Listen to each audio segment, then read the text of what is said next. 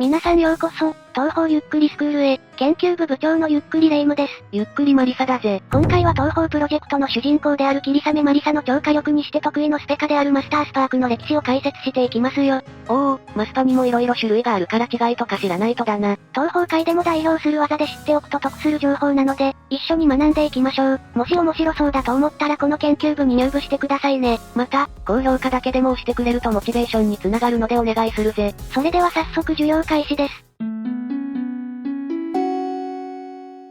それではまずはじめに霧雨マリサとは一体どんな人物なのか、復習していきましょう。霧雨マリサというと、ロリータ衣装に身を包んでいて、衣装には数々のバリエーションがあり、おしゃれさんなのでしょう。黒と白をベースとした色になっていて、東方プロジェクトのもう一人の主人公白霊レ夢ムとは対照的になっているぞ。マリサの性格というと、いい意味でも悪い意味でも一緒にいると楽しめるキャラ。東方旧作での師匠のミマの影響で嘘をよく吐き、物も永遠に借りていくことも、しかし本質はものすごくいいやつで、チルノに手加減してあげたり、凛之介にご飯を振る舞ったりしていますよ。妖怪や神様が多い東方では人間味が強く、可愛らしさもあることからある意味でオアシス的キャラで、巫女やかな子といった優れたキャラにも好かれています。制作者ズンさんからもキャラクターとして扱いやすくてお気に入りのようだぞ。ちなみに実はかなりのひょうきん者で、東方最新作のバレットフィリアではいきなり巷を使ったダジャレもかましています。また妖精大戦争でもダジャレを言ったり、東方高魔教のレミリア戦でも煽りながらシャレを言ったりしていますよ。マリサ母さんの外交性の高さがすごい。またマリサは超がつくほどの努力家。マリサというと人間なのに魔法を使えるのですが、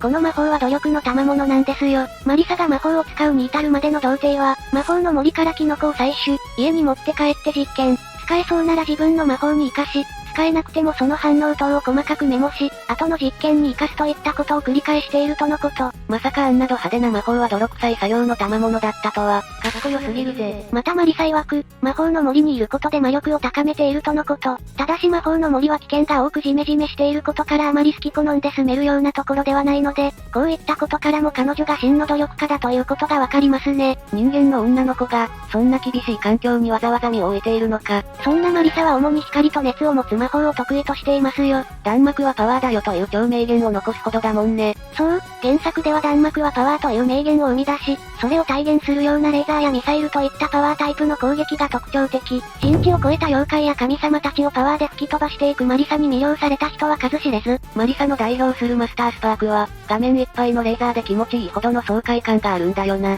ただ、マリサの魔法は、何かを破壊するような魔法しか使えません。さすがに本家魔法使いのアリスやパチュリーのように器用な使い方はできないってことか。しかし、マリサは人間の魔法使いではあるのですが、その魔法の破壊力はトップクラスなのですよ。マスパの火力の高さはなんと山を破壊させるほどの威力のようだぜ。どうやって実験したのが気になるところですよね。確かに。さらにどんな人間や妖怪にも効果があり、弱点が少ないといった長所がありますよ。そんな火力好きのマリサを代表するスペルカードが、コイフ、マスタースパーク。コイフの読み方は公式で明らかになっておらず、レンフと読まれることも多いようだ。情報によると制作者のズンさんはコイフと呼んでいるらしいです。ミニハッケロを使用し、前方に巨大なレーザーを照射する大技。魔力を燃料とする小さなカロで、熱量を自在にコントロールする性能の他にも、凛之介の趣味で様々な機能が付け加えられているんだぜ。さらに、炉の一角から風を出す機能により夏は涼むことができ、開運、魔除けの効果もあります。凛之介よ、技術志士に転職しよう。そういえば、マスタースパークってハッケロは必要なの？結論から言うと基本的にはマスタースパークを撃つときはハッケロが必要です。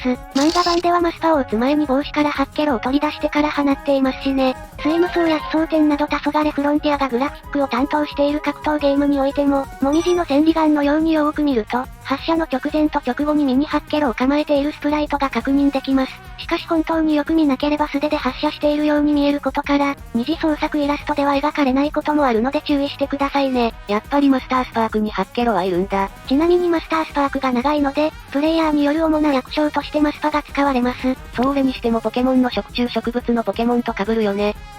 それマスキッパや、磁気ボムがスペルカードである作品では、レーザー装備で必ず使用するんですよ。マスタースパークは攻撃力、無敵時間、弾消し能力、どれをとっても強力ですが、後方がガラ空きなのと、使用中は移動速度が著しく落ちるのが欠点。しかし、新霊廟以降では左右に方向を変えられるようにもなったのです。ほう、マリサの努力による成長が感じられるな。グリモワール・オブ・マリサのスペカ説明で、マスタースパークは気持ちいいほどの超火力ではありますが、その分本人曰く隙が多いとのこと。ちなみにハッケロを使ってレーザーを出しているわけですが、改造してたくさんマスタースパークが出るように研究中とのことです。出力が弱くても拡散した方が強い、それが弾幕だからと言っています。いや弾幕は火力じゃないじゃん。まあ妖精の弱い拡散された弾幕とでかくて火力があるマスパでも弾幕ごっことしては拡散の方が強いもんな。そういうことですね。ちなみにマスタースパークは、もう一つの得意技のスターダストレバリエとは対となっているんですよ。初出は東方高魔教の時期のボムとして登場していて、それ以降も多くの作品で登場しているスペカだよな。スターダストは小さな星々という意味もありますが、ロマンティックでうっとりするような意味合いも持ちます。コイフマスタースパークはレザーのようにまっすぐな意味合いなので、対となっている感じがしますね。なるほどな。恋愛の気持ちを技のイメージと名前につなげるなんておしゃれすぎるよ。ちなみに、式神の城に登場する NEP という兵器のオマージュだと言われています。こちらは対等販売によりリリースされている、アーケードの縦スクロールシューティングシリーズだぜ。NEP は前方に巨大な光を発する特殊攻撃のことだ。また、旧作においてユーカも極太レーザーを放っていて、それをコピーしたという説もありますね。ただし、ボムスペカが撤廃されている風神録と地雷伝などではその出番はなく、また旧作でも一切使用されていません。旧作はそもそもスペルカードがまだない時代だからな。しかしあるカードを5枚集めたら勝ちというルールがあったようですよ。それ遊戯王カードや。それではここからは、マスタースパークの派生系を解説していきますよ。まずはじめに紹介するのは、コイジン、ダブルスパーク。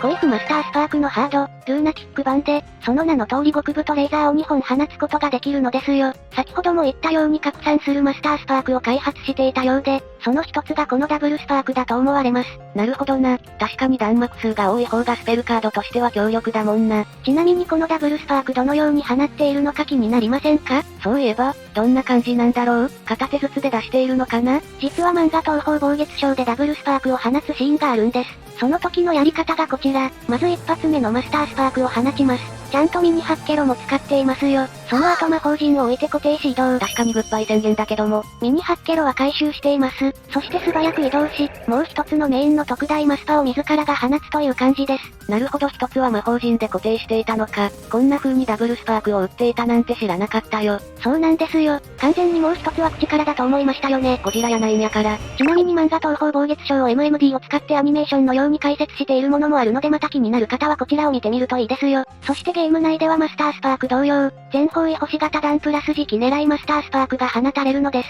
それにしてもリアルだとこんなの防御のしようがなくないか？頼姫は石行奪いの地を呼び出して、三種の神器の一つ、ヤタの鏡を出すことでダブルスパークの一つを反射し打ち返し、もう一つは自らが切り刻むというゲートを見せています。ぶっ壊れキャラやん。それでは次に紹介するのは、魔法？ファイナルスパーク。ファイナルスパークは東方エア賞にて、霧雨マリサが使用するラストスペルです。さらに威力の増したマスパを投げ払うという超大技。ルーナティックでは名前が魔法ファイナルマスタースパークになるんですよ。かっこよすぎる。ちなみに、難易度によってラスペが変化するのはマリサのみなのです。まさかマリサの方が優遇されてる。これが日頃の行いの結果だよ。またマスタースパークよりも若干強力で、効果時間が長いんですよ。スイム層または奇想点では次期スペカのマスタースパークよりも発生が早いのですが、使用後は浮力、霊力ともに使い切るため1ラウンドに1回しか使用できないようになっていますよ。まさに名前の通り、最後の切り札というわけか。しかし火力はセルの腕を消し飛ばしたファイナルフラッシュかのようなスーパー高威力。速攻で復活したけどね。次期ボムラストスペルではマスタースパーク以上の威力と無敵時間を誇り、雑魚敵はもちろんボスをも瞬殺するんですよ。ボス時にはラストスペルとして使用し、ダブルスパーク以上の極太レーザーを追尾時期狙いで放つのです。次に紹介するのは、水星、ブレイジングスター。ほう、名前にスパークが入っていないな。マスタースパークを後ろ方向に放ち、それを推進力として空をかけるスペルカード。マリサ本人曰く、超高速で飛ぶのは気持ちいいぜよとのこと。そんな坂本龍馬みたいな口調じゃありません。かなり高速なようで天狗もこんな感じなのかなと考察していますよ。山を破壊するほどの威力の推進力って相当速いよな。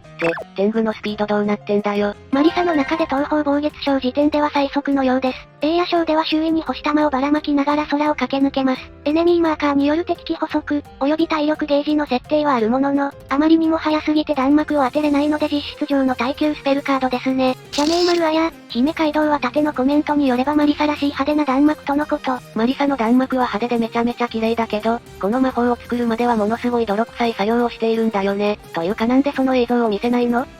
見せたら視聴者さんにネタバレしちゃうと思ったので、キャスペまでいけなかったんでしょうが。その後、格闘ゲームである東方水無双にて水星ブレイジングスターとして再登場。ここから不明として水星を冠すようになっていますよ。実はマリサのスペルカードの命名はマスタースパーク系列と宇宙関連用語の2パターンがあるのですが、このスペルカードはマスタースパークを用いた宇宙関連用語のスペカなんですよ。マスタースパークがマリサの代名詞とすると、ブレイジングスターはマリサの集大成と言えるスペルカードかもしれないな。ちなみに、妖精大戦争ではこのスペル手加減版であるブレイジングスターのような鬼ごっこが登場していますよ。マリサのネーミングセンスが可愛すぎる。次に紹介するのは星9ドラゴンメテオです。超強そうだけど、マリサっぽくないスペルカード名だな。こちらは水無双、奇想天で使えますよ。マスタースパークした方向に放ち、宙に浮くスペルカード。本人曰く、完全な安全地帯から狙うのは楽しくて仕方がないようです。もっともレーザーを当てることは難しいようですが、本人はあまり気にしていないとのこと。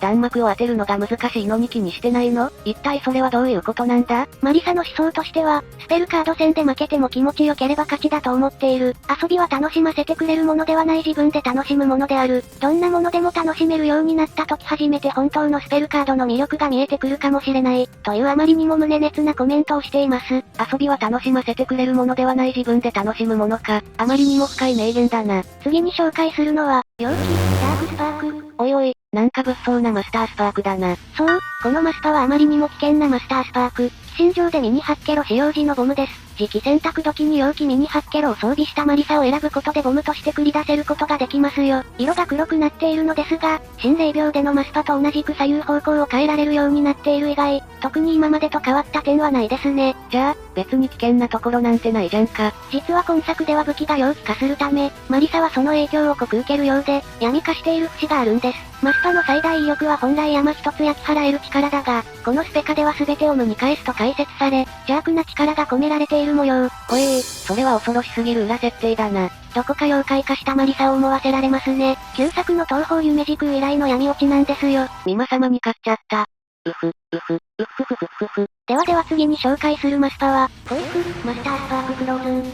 東方天空章において冬の力を得たマリサが使用したスペルカード。天空章では季節装備ができるんだよな。そう、この作品ではのプレイヤーは2つの季節を装備して戦うのです。キャラごとに固定されているメイン季節とは別にサブ季節を装備できますね。サブ季節はキャラクターの後方にミニオプションとして配置され、季節アイテムを取ることで増えます。性能はいつも通りで極太のビームを放つスペルカードです。実はマリサは御用で言うと水属性なので相性がいいんですよ。なるほど。だからマリサは冬代表として選ばれたのね。次に紹介するのは、ジャレン、実りやすいマスタースパーク。こちらは奇想天速で使える技です。通常と違って先に細いレーザーを出した後に本命のマスパを撃ちます。発射には時間がかかるようだな。その分通常のマスタースパークと比較して、威力範囲ともに大幅増の極太レーザーとなっています。そして、直前に細いレーザーを導線のように発射して、当たった敵の動きを止める。つまり当たりやすくするイコール実りやすくするということですね。なるほど。だから実りやすいマスタースパークということね。でもなんでジャレンなんだ？